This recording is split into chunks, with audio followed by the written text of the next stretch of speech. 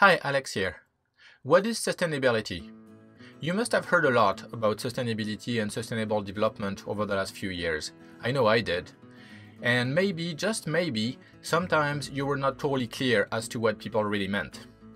So here is a definition that my workshop participants have found very clear and useful over the years. You may be familiar with the Brundtland definition, which is quite common. Sustainable development is development that meets the needs of the present without compromising the ability of future generations to meet their own needs. Although this does not exactly tell us what to do on Monday morning, it's a very easy definition to understand and to communicate. There's another one that was created in the late 1980s that is more of a scientific definition. It was created by a Swedish doctor who found that there was a lack of common language around sustainability.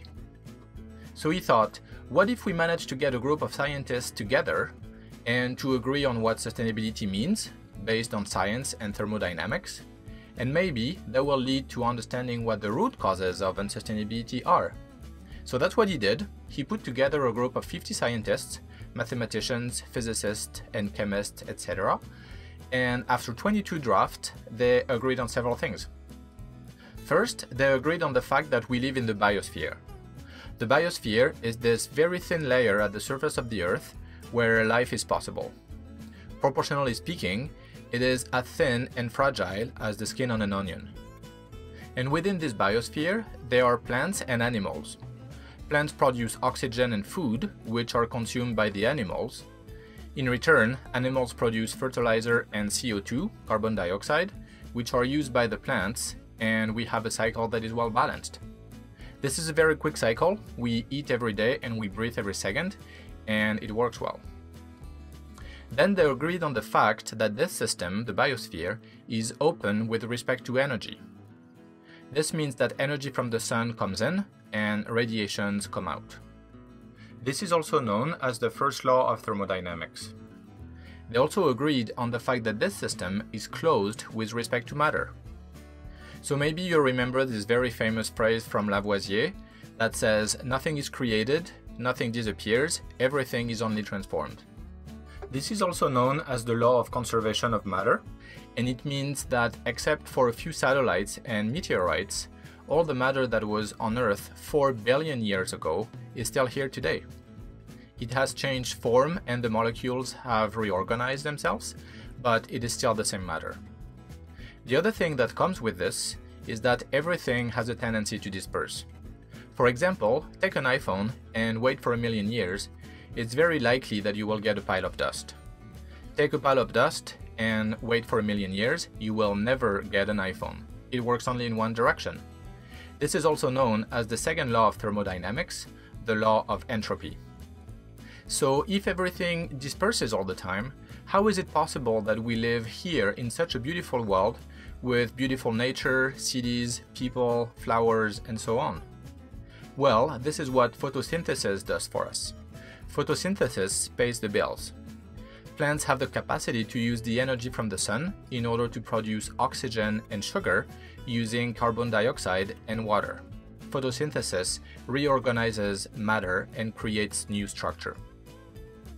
The group of scientists also agreed on the fact that there are other cycles, very slow geological cycles, that bring matter from the lithosphere, that we also call the Earth's crust, to the biosphere, and these cycles are also very well balanced.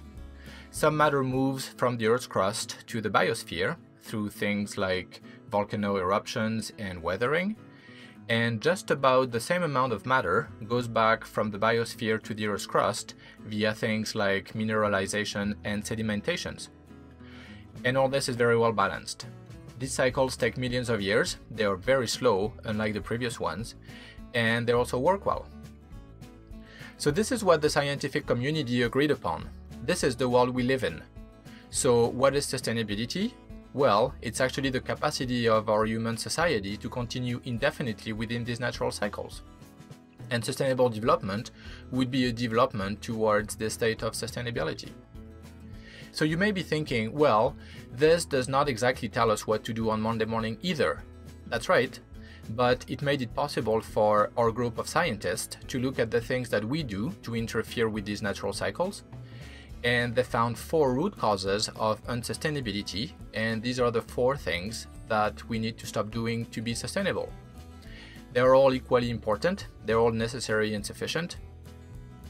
The first one is that we extract large flows of materials from the Earth's crust, the lithosphere. These materials are things like oil, like natural gas, heavy metals, etc., that are rare in the biosphere and that we extract in such large quantities that they accumulate and nature cannot cope. The second one is that we create in our society substances that accumulate in nature. We create chemical compounds that nature takes a very long time to break down, but we also create substances that already exist in nature, like carbon dioxide, for example, but in such large quantities that they accumulate and nature cannot cope. The third one is that we physically inhibit nature's ability to run the natural cycles. How do we do that?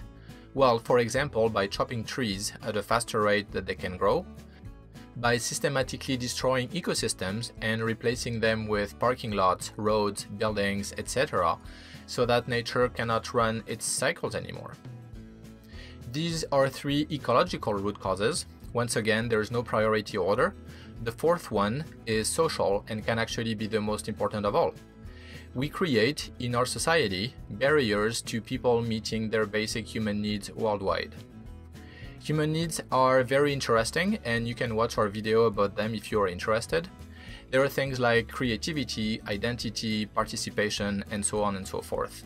So how do we do that? Well, for example, if you purchase a product that is manufactured in a sweatshop in a developing country, indirectly you support the business and indirectly you contribute to poor working conditions in this factory and to the fact that these people are unable to meet their basic human needs. So this is the scientific consensus on the 4 root causes of unsustainability. I hope it helps you understand better what sustainability means and the fundamental reasons why we're not sustainable today. You will find many other engaging sustainability videos to learn and teach on our website sustainabilityillustrated.com. If sustainability education is important to you, please subscribe and consider making a pledge of $1 or more on our Patreon page, and thank you for watching.